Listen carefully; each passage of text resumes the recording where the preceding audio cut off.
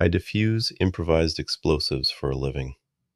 I spend my days kneeling in the suffocating heat of the desert, cutting wires with the precision of a surgeon's scalpel while wearing 80 pounds of Kevlar. One wrong twitch, and I disappear. But I swear to you, nothing has ever terrified me more than the way Dr. Julian Vance looked at my hands.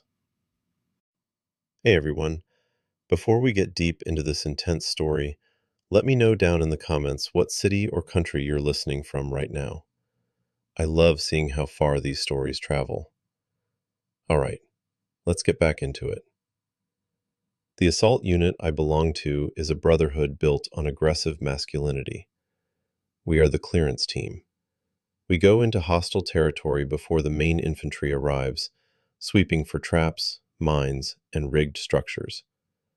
The men I serve with are loud, rough, and entirely unforgiving of weakness. To survive in this environment, I had to build a fortress around myself. I became the quiet, stoic professional, the guy who never flinched when the ground shook, and the guy who always laughed along when the rest of the squad made crude jokes about women back home. I perfected the art of the fake smile. I mastered the heavy, tired nod. I became exactly what they expected me to be, a hardened, straight combat engineer who only cared about the mission. The truth was buried so deep inside me that I honestly thought it was dead. I liked men. I have always liked men.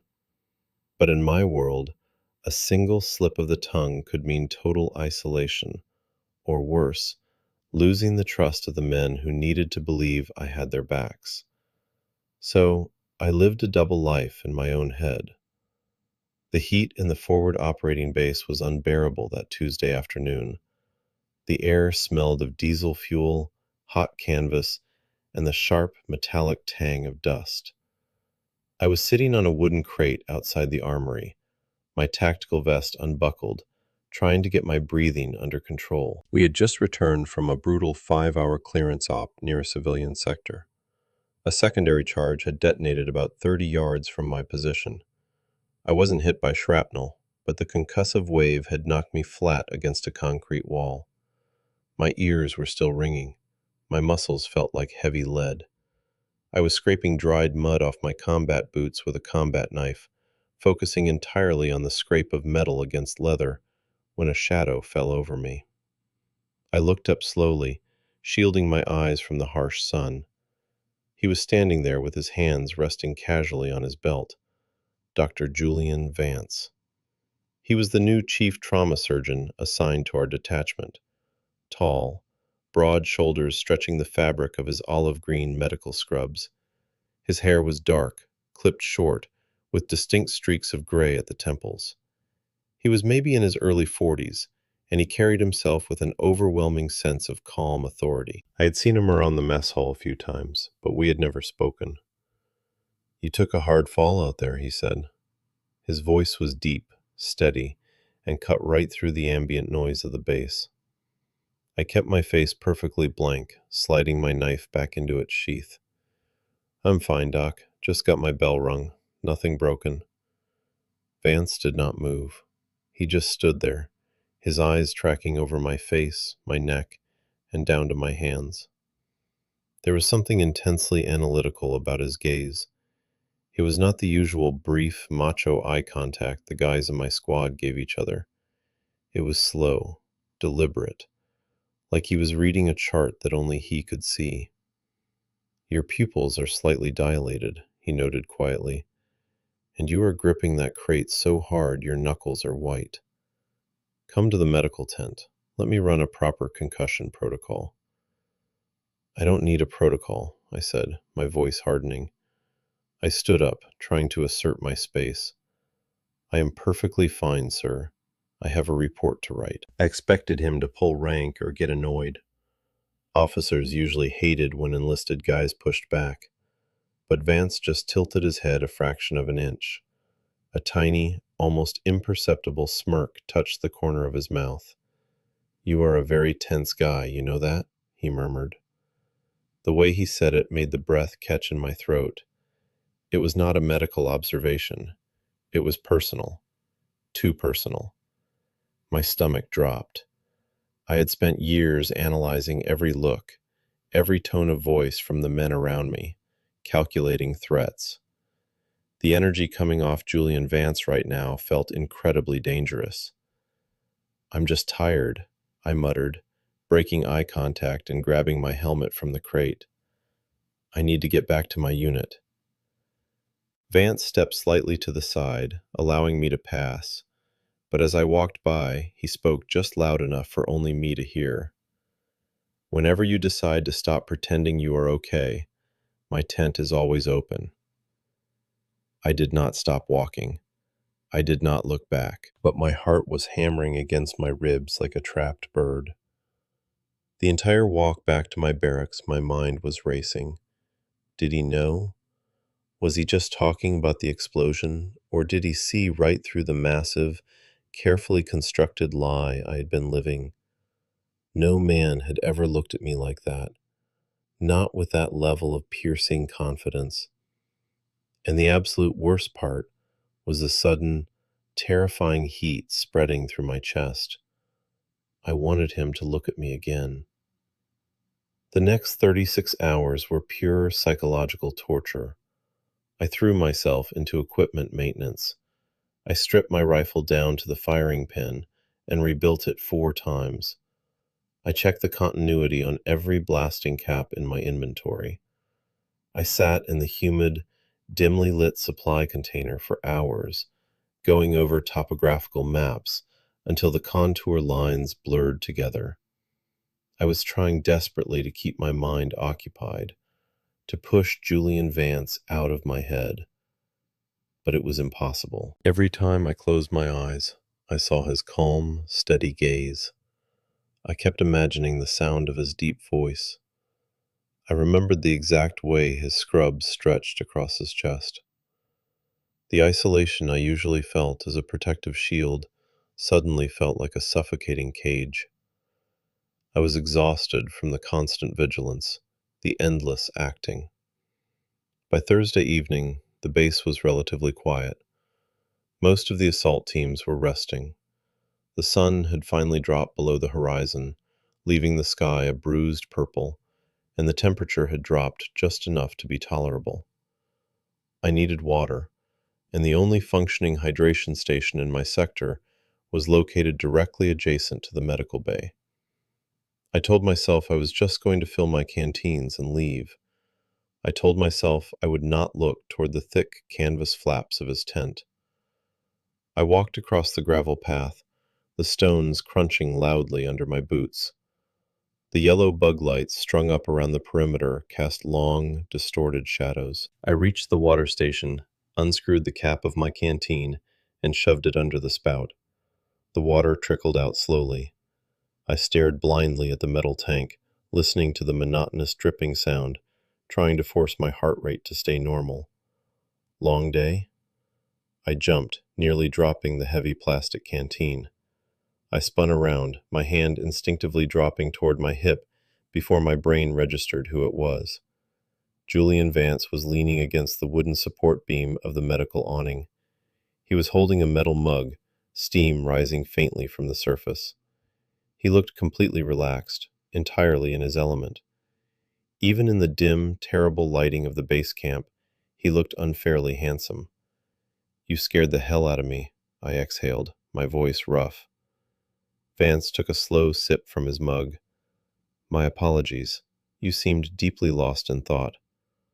"Just waiting for water," I replied defensively, turning back to the spout. The canteen was only half full. It felt like it was taking hours. I could feel his eyes on my back. The silence stretched out, thick and heavy, competing with the hum of the distant diesel generators. "You never came in for that concussion check," Vance said quietly. "I told you, I didn't need one. I am cleared for duty." "Mm-hmm," he murmured. The sound was low, vibrating with an amusement that infuriated me. I twisted the cap back onto my canteen, tightly, maybe a little too tightly, and faced him again. "What is your problem with me, Doc?" I snapped. I was losing my carefully maintained composure, and I hated it. I didn't ask for your attention. I am just doing my job. Vance did not flinch at my tone.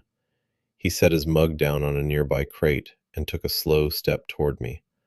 The gravel crunched under his boots. He stopped about 2 feet away, close enough that I could smell the sharp scent of antiseptic soap mixed with something warm and distinctly him. I don't have a problem with you, he said, his voice dropping an octave. I just find you fascinating. My breath hitched. I took a half step back, my boots scraping the dirt. I don't know what you are talking about. I'm just a sapper. There is nothing fascinating about me. Vance tilted his head, his dark eyes locking onto mine, refusing to let me look away. You work with high explosives every day, he said slowly. You face absolute chaos. You dismantle things that are designed to destroy you.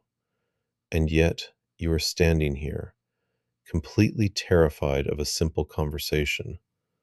Why is that? I'm not terrified of anything, I lied. The words tasted like ash in my mouth. I'm a straight combat engineer.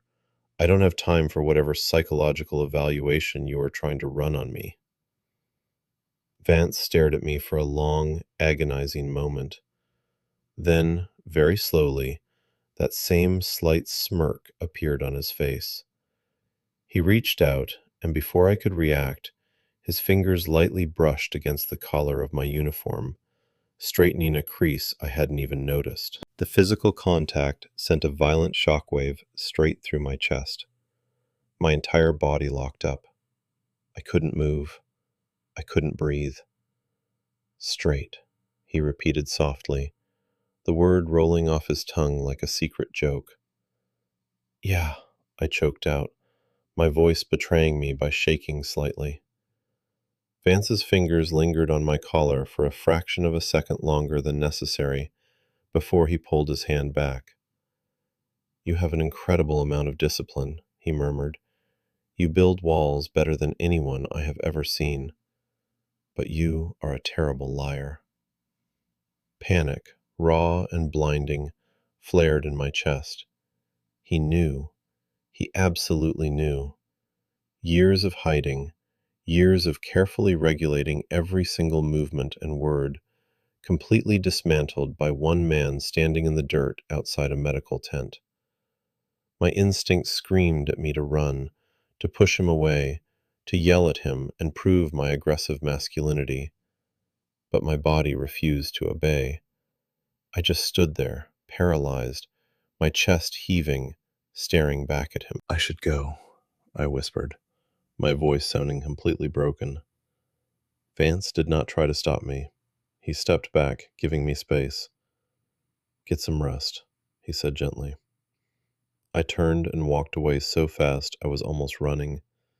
When I reached the safety of my dark, empty barracks, I collapsed onto my cot. My hands were actually shaking. I covered my face, pulling in shaky breaths of the stale air. He had seen right through me. The medic had taken a scalpel to my defenses and exposed the raw, terrifying truth underneath. I was utterly compromised. The next day was a living nightmare. We were assigned to clear a narrow ravine that insurgent forces had heavily seeded with pressure plate mines. It was painstaking, exhausting work. I spent 7 hours on my hands and knees in the dirt, brushing away sand grain by grain, feeling for the deadly resistance of a trigger mechanism. The physical danger was extreme, but my mind was entirely consumed by the events of the previous night. Every time my hands trembled from muscle fatigue, I remembered the ghost of his fingers on my collar. I remembered the heavy, absolute certainty in his voice when he called me a liar. I was completely distracted, which in my line of work is a death sentence. By the time we returned to base, the sun was setting, casting a bloody red glow over the desert. I was covered in sweat, dirt, and engine grease. My muscles were screaming in protest. All I wanted was to strip off my gear, stand under a cold shower until I went numb, and pass out. I dropped my heavy equipment bag in the armory and began walking toward the showers. But as I rounded the corner of the supply depot, a voice called out from the shadows. "Wait." I froze. It was him. Julian stepped out from between two shipping containers.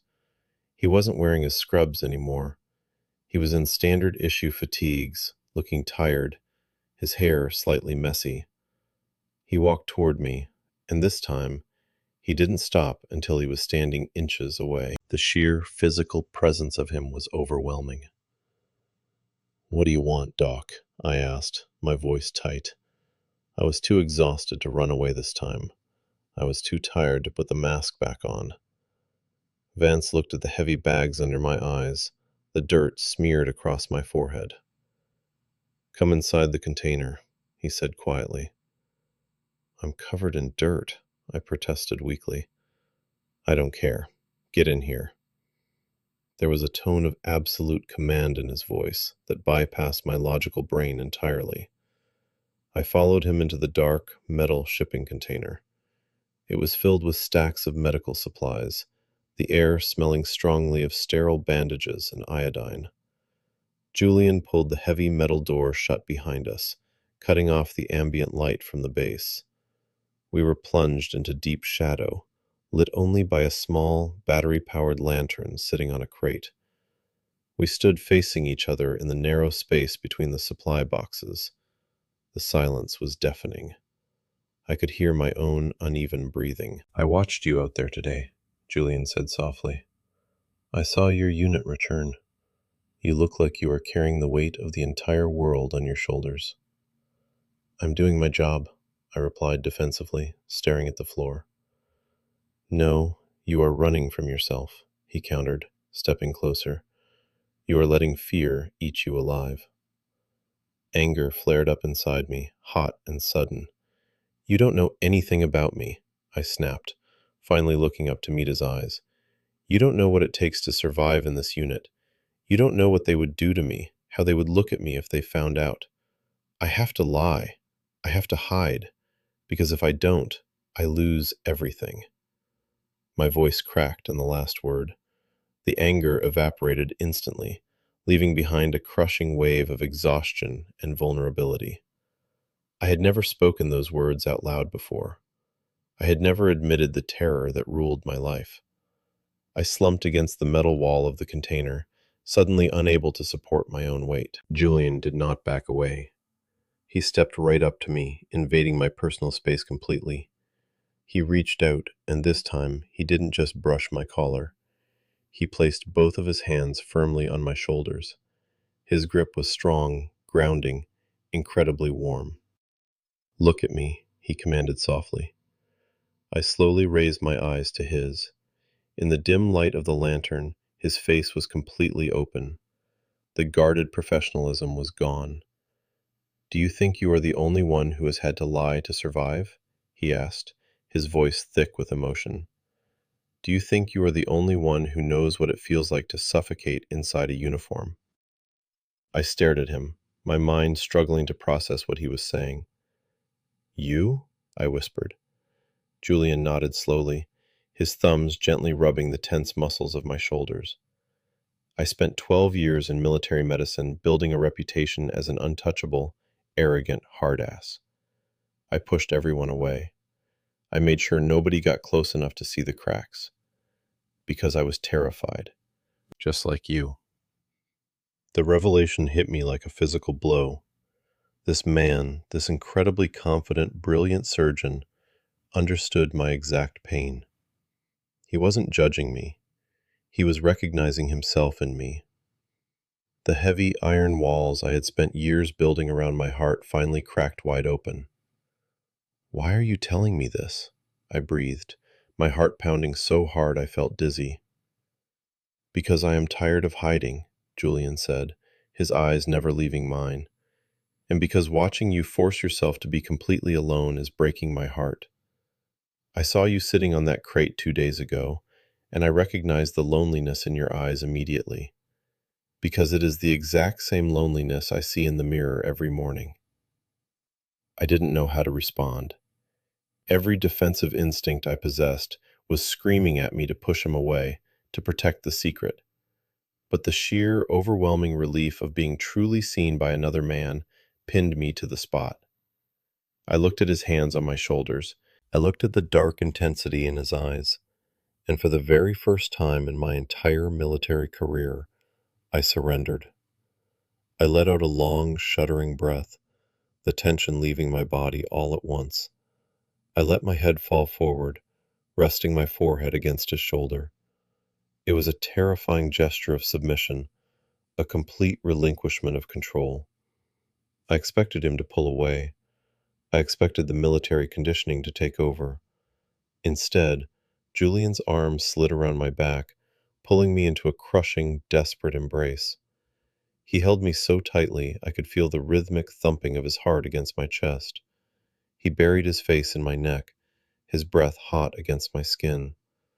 I wrapped my arms around his waist, clinging to him like a man drowning in a storm who had finally found a solid piece of wreckage.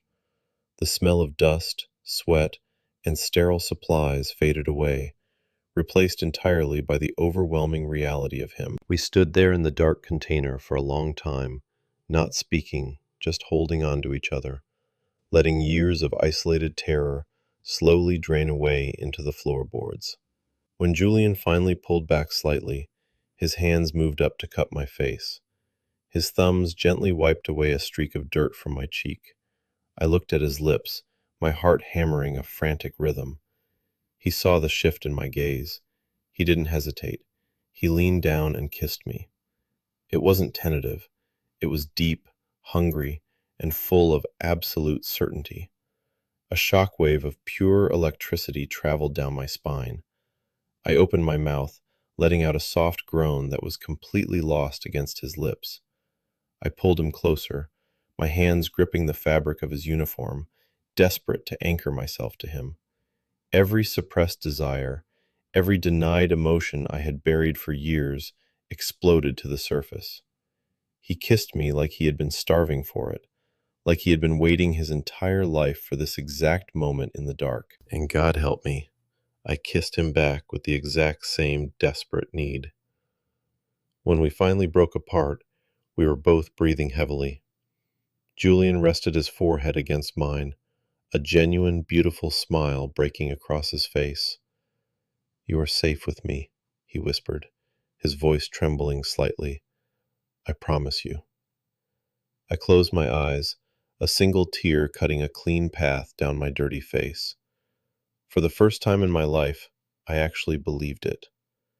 The war outside the container, the bombs, the aggressive squad mates, none of it mattered in that moment. The sapper and the surgeon, two men who had spent their lives dismantling things to survive, had finally found a reason to build something real. So, what do you guys think about the incredible tension between these two? Drop a comment below with your thoughts on how they will navigate the rest of their deployment together. Hit that like button and subscribe to the channel for more raw, emotional stories like this one.